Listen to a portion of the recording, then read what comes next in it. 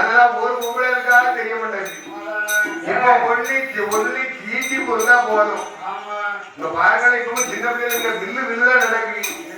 இப்பவும் நிறைய பேர் வெளியே உட்கார்ந்து பீடி சுத்த காலம்னா அந்த காலம் 10 மணிக்கு மேல சுத்திக்கிட்டே கதையை கேட்பாங்க. ஆனா இப்ப அப்படி இல்லை. யூடியூப்ப தொலைவுல வச்சுட்டு அதை பார்த்துக்கிட்டே சுத்துதான் ஏட்டி என்னைக்கு ஒரு சண்டை போட்டுட்டு இருக்கோமோ அப்படின்னு கேட்கக்கூடிய காலம் ஆகி போச்சு. அதனால அந்த காலம் லாபநஷ்டத்தோடு அழுது புலம்பு இருக்கா. ஒரு மனிதனுக்கு கஷ்டமானால் என்ன சொல்லி அழணுமோ அதை சொல்லி அழுவாலம் பெண்ணாகப்பட்டவள். அப்ப இந்த நாகக்கணிக்கு பிள்ளை இல்லாத கட்டத்தில் இவள் அழுகிறார்.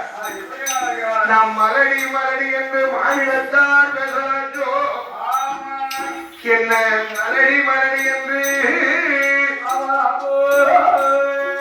இந்த இனத்தாரெல்லாம் பேசலாச்சே அப்பொண்ணு சரி இவன் எப்படி அழுகிறான் தெரியுமா? எப்படி அழுகிறான்?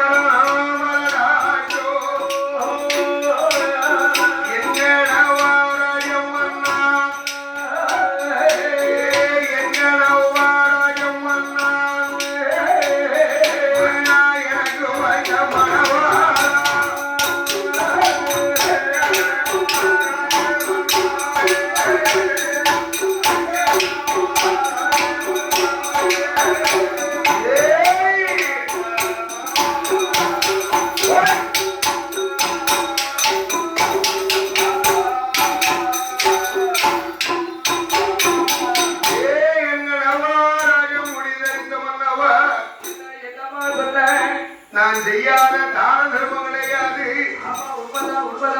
நாம் பிள்ளை இல்லாத போகாத கோயில் கிடையாது அப்படின்னு சொல்லி அந்த காலத்துல நிறைய பொருட்களை உண்டு செய்தார்களாம் பெரியவர்கள். அதான் சொன்னாங்க இங்க இருந்து காசி ராமேஸ்வரம் போருவானால் கல்மண்டபத்தை கட்டி வைத்தாங்கன்னா பிள்ளை இல்லாதவர்கள். அதாவது காலுக்கு காலவழி கல்மண்டபத்தை கட்டி வைத்தார்கள். சுமைதாங்கியை கட்டி வைத்தார்களா? சுமதாங்கினா இன்னும் வாரப்படக்கூடியவர்களால் இப்ப இருக்காங்களுக்கே முகாதி வருது தெரியாது. சுமதாங்கின்னு சொன்னா இப்ப உள்ள விவசாயி வயலுக்குள்ளே அருவா வச்சா இருக்காம மிசினை அறுத்து செவந்து கொண்டு வந்துடுறாங்க கட்டி. ஆனா அப்ப அப்படி கிடையாது. ஒரு காலுக்கு கால வழின்னு சொன்னா இங்க இருந்து கூப்பிட்டா கேட்கக்கூடிய அளவுல ஒரு கல்லு நிற்கும். சரி, அந்த கல்லுல இப்ப அண்ணாச்ச மாதிரி ஆளு எனக்கு மூட்டை தூக்கி விட்டாரு, நான் தலையில கொண்டு வருவேன். சரி, ரொம்ப கனத்துக்குன்னு வச்சுக்க அந்த சுமைதாங்கில கொண்டு வைப்பேன். அந்த கல்லு நம்ம நெத்தி மட்டத்துக்கு இருக்கும். அதுல கொண்டு மூடி தூக்கி தோல்ல வச்சுக்கிட்டு போகணும். அது பெரிய பெரியாளுக்கு அந்த காலத்துல அவளை ஐடியா விட்டுருக்காங்க காட்டுகள் ஆள் நிற்காது அதுக்குத்தான் சுமைதாங்கி ரெட்டை சுமைதாங்கி என்பது அது வேற அது யாருக்கு தேவையில்லை அது கிடையாது சுமைதாங்கி கட்டி வைத்தார்கள் சரி அன்னத்துக்கு அன்னம் அளித்தார்கள் தானத்துக்கு தானம் அன்னதானம் சொர்ணதானம் பூமிதானம் புண்ணியதானம் புஷ்பதானம் இப்படி 21 வகையான தான தர்மத்தை செய்தார்கள் இந்த நாகராஜனுக்கும் நாகக்கண்ணி 2 பேருக்கும் வெகு நாள் வெகு வருடம் பிள்ளை இல்லாமல் அந்த அம்மாளுக்கு ஒரு ஆசை வந்துச்சு என்ன ஆசை வந்தது நமக்குத்தான் ஒரு பிள்ளை இல்ல பக்கத்து வீட்டுல லட்சுமி வீட்டுல நிக்கிற அது அந்த 2 கால் போட்ட கோழி ஆமா அத வாங்கினால் கூட நமக்கு ஒரு முட்டை விட்டு குஞ்சு வரைக்குமே ஆமா அவ வாங்கி வந்து வளர்த்து பார்த்தாள் அவ வளர்த்து பார்க்கும் போது அதனால கோழியை கொண்டு வந்து அவ வீட்டுல நிக்கும் போது முட்டை விட்டுச்சு ஒன்ன மாதிரி பாரு வச்சு அவன் தொட்டா பாரு கோழி கூடு நிறைஞ்சது ஆனா முட்டை இல்லை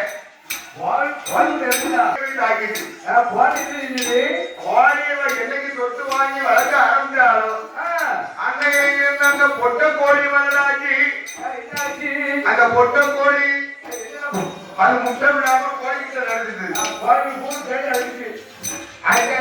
அதனால இப்படி கிடைத்ததுனாலும் அப்படி இருந்த போது சொல்லுகிறாள் கோழியாரு தலை தூதானா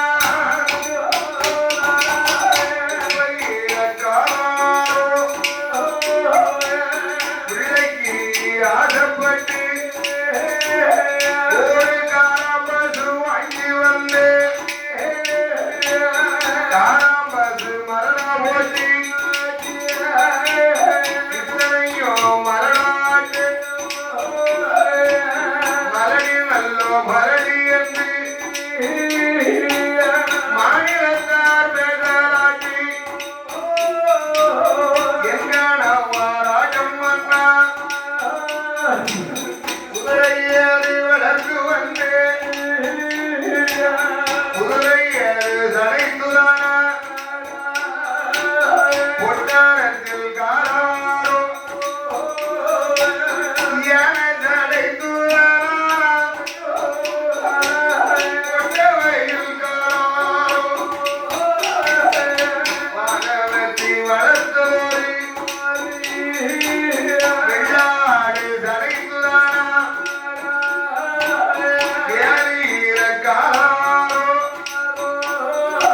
நம்ம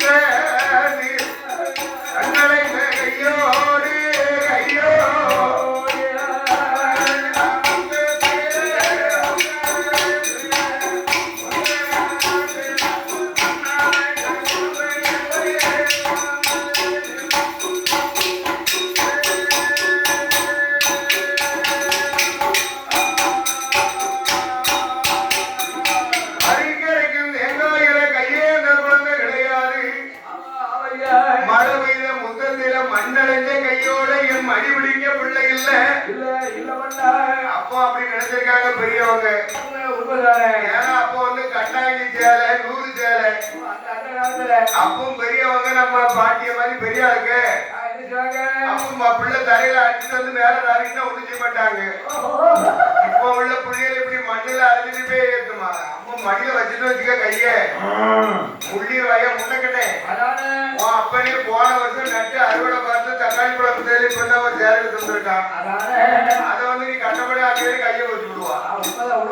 காரணம் என்னன்னு கேட்டா அப்போ வந்து 3 பைசா சேலை, இது இப்ப 30,000 ரூபாய் சேலை. ஆமா கைப்பட்டா தேர்ந்தா அது கணக்கா ஒடிஞ்சிடும்.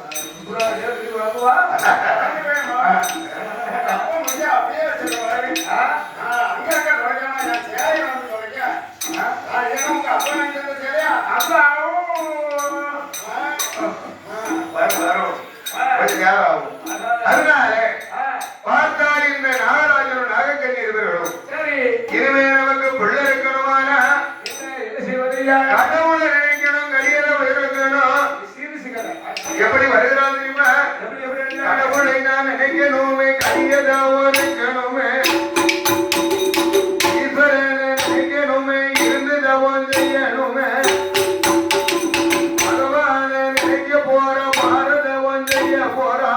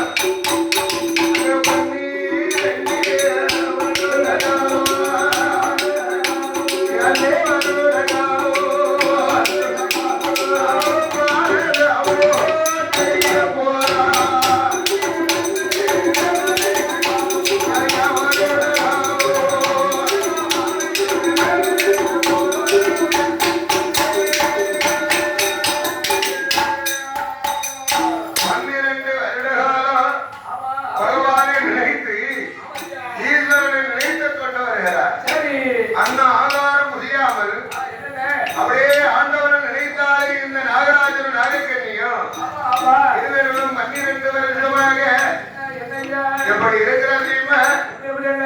ஒன்னா ஒன்னா இந்த உலகள்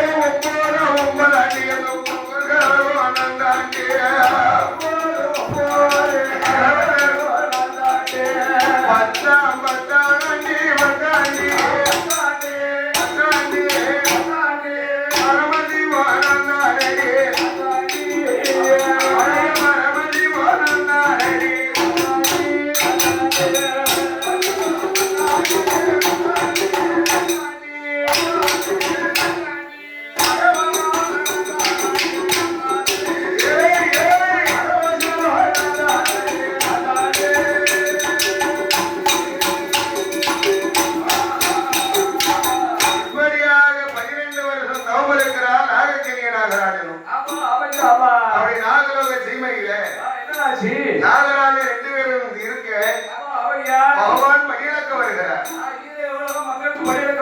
அந்த பாருங்க, நீ வில்லு வச்சு ஒரு 2 மணி நேரம் இருக்குமா? ஏன்னா எல்லா ஊர்லயும் எப்பவுமே முன்னணிக்கு வந்துருப்பாங்க வில்லு வைக்கும் போது. ஆனா இங்க இவங்க என்ன நினைச்சாங்களோ தெரியல, ஒவ்வொருத்தரா வாராவோ. ஏன் வாராங்க தெரியுமா? ஆம்பளை சொன்னாங்க, அதனால எப்படி இருக்குமோ. இப்ப வெளியே கேட்டப்பதான் ஒவ்வொருத்தரா புறப்படுதாவோ. ஆமா, அதனால அப்படி வரக்கூடிய நாளையில் பார்த்து சொல்லுகிறார், நாளைக்கு நீ நாகராஜன் தவம் இருக்கிறாரு. தவம் இருக்கும் போது ஆண்டவனாகப்பட்ட சிவபெருமானும் 2 பேர்களும் வழியிழக்க வேண்டும் என்று நாடி திரையெடுத்து நாடெல்லாம் வழியிழக்க வருகிறார். அப்படி முருகனை எடுத்து உலகமெல்லாம் வழியிழக்க வருகிறார்கள். அப்போ காலை முழு வாகனத்தை வர சொல்லி காலை முழு வாகனத்தை வர சொல்லி 2 பேரும் வந்திருக்கிறார்கள். அப்படி அமர்ந்திருந்து வருகிறார்கள். எங்கே வருவாங்க? வழியிழக்க வரும்போது பார்வதாதேவி ஓடி வந்து மறைக்கிறார். நீங்களும் டெய்லி வழியிழக்க போறீங்க. நீங்க எப்படி வழியிழக்கீங்கன்னு நான் பார்க்கல. உங்களுக்கு வாக்கப்பட்டு இத்தனை ஆண்டு ஆச்சு. அதனால புருஷன் என்ன வேலை பார்க்கறாருன்னு கேட்டா பொஞ்சாதி சொல்லணும்.